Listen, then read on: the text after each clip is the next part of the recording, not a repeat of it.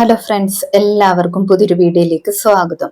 ഇന്നത്തെ കഥയിൽ മീനാക്ഷി ആണെങ്കിൽ നന്ദിനിയോട് ചോദിക്കുന്നുണ്ട്, എന്റെ അച്ഛനെയും അമ്മയും കുറിച്ച് എല്ലാരോടും പറഞ്ഞാൽ എന്താണ് പ്രശ്നം? നിങ്ങളുടെ അവിഹിതം അറിയുമെന്ന് കരുതിയിട്ടാണോ എന്നൊക്കെ ചോദിക്കുന്നു. നന്ദിനിക്ക് അത് കേൾക്കുമ്പോൾ ദേഷ്യം വരുന്നുണ്ട്. മീനാക്ഷിയെ അടിക്കാനൊക്കെ കൈ ഓങ്ങുന്നുണ്ട്. അതിനുശേഷം കൈ എടുക്കുന്നു. നന്ദിനി പറയാണ്, നീ വാക്കുകൾ സൂക്ഷിച്ച് വേണം പറയാൻ, പറഞ്ഞതൊന്നും പിന്നീട് തിരിച്ചെടുക്കാൻ പറ്റില്ല, അതുകൊണ്ട് മര്യാദയ്ക്ക് പറയണമെന്നൊക്കെ പറയുന്നു.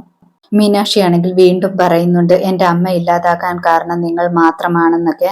ആ സമയത്ത് നന്ദിനി വീണ്ടും മീനാക്ഷിയെ വഴക്ക് പറയുന്നുണ്ട്, നീ ഇതുപോലെ എന്നെ കുറിച്ച് എന്തെങ്കിലും പറഞ്ഞാൽ ഇവിടുത്തെ അമ്മ അറിഞ്ഞാലുണ്ടല്ലോ, നിന്നെ വെറുതെ വിടില്ല എന്നൊക്കെ പറയുന്നു. അതിനുശേഷം നന്ദിനി അവിടെ നിന്നും പോകുന്നുണ്ട്. നന്ദിനി വീട്ടിലേക്ക് ചെല്ലുമ്പോൾ കാർത്തിക്കും മൈഥിലിയുമാണെങ്കിൽ നന്ദിനിക്ക് വേണ്ടി വെയിറ്റ് ചെയ്യുകയായിരുന്നു. കാർത്തിക് പറയുന്നുണ്ട്, ദേവമ്മയ്ക്കാണ് ആദ്യം മധുരം തരേണ്ടിയിരുന്നതെന്നൊക്കെ. ആദ്യം ഈ സന്തോഷ വാർത്ത അറിയിക്കേണ്ടതും ദേവമ്മയല്ലേ ഒരുപാട് ആഗ്രഹിച്ചത് ഞങ്ങൾക്കൊരു കുഞ്ഞിനു വേണ്ടി, അത് സാധിച്ചല്ലോ എന്നൊക്കെ പറയുന്നു. ദേവമ്മ എപ്പോൾ പറയുന്നുണ്ട്, എനിക്ക് ഒരുപാട് സന്തോഷമുണ്ട്, നീ ആണെങ്കിൽ എന്നെ അമ്മയെ പോലെയാണ് സ്നേഹിക്കുന്നത്, അതുപോലെ നിന്നെ ഞാൻ മകനെ പോലെയാണ് സ്നേഹിക്കുന്നത് എന്നൊക്കെ പറയുന്നു. അതിനുശേഷം രണ്ടുപേരെയും അനുഗ്രഹിക്കുകയാണ്.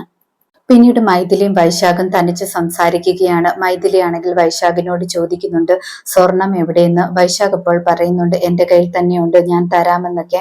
ആ മീനാക്ഷി കാരണമാണ് ഇത്രയും പ്രശ്നമുണ്ടായെന്നൊക്കെ പറയുന്നു. മൈഥിലി അപ്പോൾ പറയുന്നുണ്ട്, എന്റെ വിവാഹത്തിന് മുമ്പ് ഒളിച്ചോടാമെന്ന് പറഞ്ഞതാണ്, നീ അപ്പോൾ കേട്ടില്ല, ഇപ്പോഴാണെങ്കിൽ ഞാൻ പ്രഗ്നന്റ് വരെ ആയെന്നൊക്കെ പറയുന്നു. വൈശാഖ് അപ്പോൾ പറയുന്നുണ്ട്, നീ വേറൊരാളുടെ ഭാര്യയായാലും നീ ഒരു കുഞ്ഞിന്റെ അമ്മയായാലും നീ എപ്പോഴും എനിക്ക് ജീവൻ തന്നെയാണ്, നിന്നെ മറക്കാൻ എനിക്ക് ഒരിക്കലും പറ്റില്ല എന്നൊക്കെ പറഞ്ഞിട്ട് ചേർത്ത് പിടിക്കുന്നു. പെട്ടെന്ന് കാർത്തിക്കിന്റെ അമ്മ അവിടേക്ക് വരുന്നുണ്ടായിരുന്നു. രണ്ടുപേരും അപ്പോൾ അകന്നു മാറി നിൽക്കുകയാണ്. കാർത്തിക്കിന്റെ അമ്മയാണെങ്കിൽ രണ്ടുപേരോടും ചോദിക്കുന്നുണ്ട്, നിങ്ങൾ എന്താണ് ഇവിടെ എന്ന്. മൈഥിലി എപ്പോൾ പറയുന്നുണ്ട്, സ്വർണം മാറ്റാൻ വേണ്ടി ഇവനെയാണ് ഏൽപ്പിച്ചത്, അതിനെക്കുറിച്ച് സംസാരിക്കുകയായിരുന്നു എന്നൊക്കെ പറയുന്നു. കാർത്തിക്കിന്റെ അമ്മ അപ്പോൾ ചോദിക്കുന്നുണ്ട്, ഈ കാര്യങ്ങളൊക്കെ നിന്റെ ഭർത്താവിനോടല്ലേ പറയേണ്ടത്, നീ പിന്നെ എന്തിനാണ് ഇവനോട് പറയുന്നതെന്നൊക്കെ ചോദിക്കുന്നു. നീ എപ്പോഴും ഒരു IPS കാരന്റെ ഭാര്യയുടെ വില കളയരുതെന്നൊക്കെ പറയാണ്. പിന്നീട് സാവിത്രി ആണെങ്കിൽ ഭർത്താവിനോട് കുറ്റം പറയുകയാണ്, നന്ദിനി ഇവിടെ എന്തൊക്കെയാണ് കാണിച്ചു കൂട്ടുന്നത്, അവൾക്ക് ഇവിടെ എന്തൊരു സ്ഥാനമാണ്, ഇപ്പോഴാണെങ്കിൽ ഒരു പെണ്ണിനെ വരെ ഇവിടെ കൂട്ടിയിട്ട് വന്നിട്ടുണ്ട്, എല്ലാവരും അവളെ ഭയങ്കര സപ്പോർട്ടാണെന്നൊക്കെ പറയുന്നു. സാവിത്രിയുടെ ഭർത്താവ് ഇപ്പോൾ പറയുന്നുണ്ട്, അത് മനസാക്ഷി കൊണ്ടല്ലേ ആ പെൺകുട്ടിയെ കൂട്ടിയിട്ട് വന്നത്, അതിലൊരു തെറ്റില്ല എന്നൊക്കെ പറയുന്നു. സാവിത്രി എപ്പോൾ പറയുന്നുണ്ട്, നിങ്ങളും അല്ലേലും നന്ദിനിയുടെ ഭാഗത്താണ്, ഞാൻ മാത്രമാണ് ഇവിടെ ഒറ്റയ്ക്കെന്നൊക്കെ പറയുന്നു. പിന്നീട് കാണിക്കുന്നത് മാലതിയാണ്. മാലതിയാണെങ്കിൽ ഭർത്താവിനോട് പറയുന്നുണ്ട്, ഏട്ടത്തിയാണെങ്കിൽ ആ പെൺകുട്ടിയെ കൂട്ടിയിട്ട് വന്നതിൽ എന്തോ ഒരു ദുരൂഹതയുണ്ട്, ഏട്ടത്തിക്കാണെങ്കിൽ ആ പെണ്ണുമായിട്ട് എന്തോ ബന്ധമുണ്ടെന്നാണ് എനിക്ക് തോന്നുന്നതെന്നൊക്കെ പറയുന്നു. മാലതിയുടെ ഭർത്താവ് അത് കേൾക്കുമ്പോൾ പറയുന്നുണ്ട്, ഇന്ന് എന്റെ ഉറക്കം പോയല്ലോ എന്നൊക്കെ. പിന്നീട് നന്ദിനിയാണെങ്കിൽ മീനാക്ഷിയുടെ അടുത്ത് ചെന്നിട്ട് പറയുന്നുണ്ട്, നാളെ ആണെങ്കിൽ നിന്റെ അച്ഛന്റെ കേസ് വാദിക്കുന്നുണ്ട്, നീ ഇന്നാളത്തെ പോലെ തെറ്റായിട്ടൊന്നും പറയല്, എല്ലാം സൂക്ഷിച്ചു വേണം സംസാരിക്കാൻ എന്നൊക്കെ പറയുന്നു. മീനാക്ഷി എപ്പോൾ പറയണം, നിങ്ങൾ ഇത്രയും ദിവസം എന്നെ സംരക്ഷിച്ചതിനൊക്കെ വളരെ നന്ദിയുണ്ട്, പക്ഷെ എന്റെ അച്ഛൻ വന്ന ഉടനെ ഞാൻ തിരിച്ചു പോകുമെന്നൊക്കെ പറയുന്നു. നന്ദിനി എപ്പോൾ പറയണം, അതിലെനിക്ക് സന്തോഷമേ ഉള്ളൂ, നീ പൊക്കോളാൻ എന്നൊക്കെ പറയുന്നു.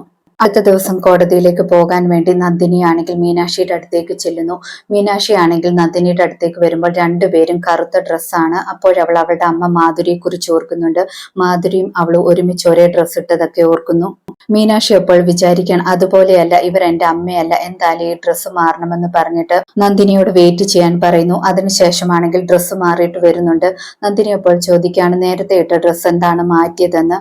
മീനാക്ഷി എപ്പോൾ പറയുന്നുണ്ട്, ഞാൻ നിങ്ങളെ പോലെ ആകാൻ ആഗ്രഹിക്കുന്നില്ല, അത് മാത്രമല്ല നിങ്ങൾ എന്റെ ആരുമല്ല എന്നൊക്കെ പറയുന്നു. പിന്നീട് കോടതിയിലാണെങ്കിൽ വാദം നടക്കുകയാണ്. മീനാക്ഷിയുടെ വക്കീലാണെങ്കിൽ പറയുന്നുണ്ട്, മീനാക്ഷി ആണെങ്കിൽ അച്ഛന്റെ കേസ് വാദിക്കാൻ വേണ്ടി ഇവിടെ വന്നിരിക്കുന്നുണ്ട്, അച്ഛനും അമ്മയും പ്രശ്നമുണ്ടെങ്കിൽ മകൾ ഇവിടെ വരില്ല, അതുകൊണ്ട് അവർ തമ്മിൽ ഒരു പ്രശ്നവുമില്ലായിരുന്നു, മാധുരിക്ക് മാനസികമായിട്ട് ആത്മഹത്യാ പ്രവണത ഉള്ളത് കൊണ്ടാണ് ഇങ്ങനെ ചെയ്തത്, അല്ലാതെ ഇത് കൊലപാതകമല്ലെന്നൊക്കെ പറയുന്നു.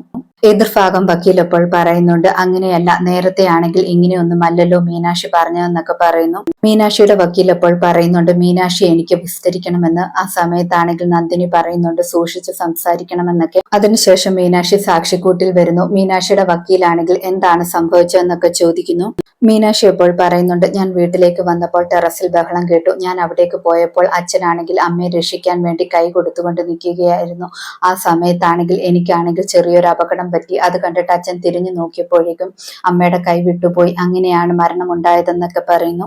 എതിർഭാഗം വക്കീൽ അപ്പോൾ പറയുന്നുണ്ട്, ഇത് സത്യമല്ല, ഞാൻ ഒരു കാര്യം ചോദിച്ചോട്ടെ, മീനാക്ഷി വീട്ടിൽ വന്നപ്പോൾ വീട് മൊത്തം അലങ്കോലമായി കിടക്കുകയല്ലായിരുന്നു, അച്ഛനും അമ്മയും പിടിവലി നടത്തിയതിന്റെ പ്രശ്നമല്ലായിരുന്നു എന്നൊക്കെ ചോദിക്കുന്നു.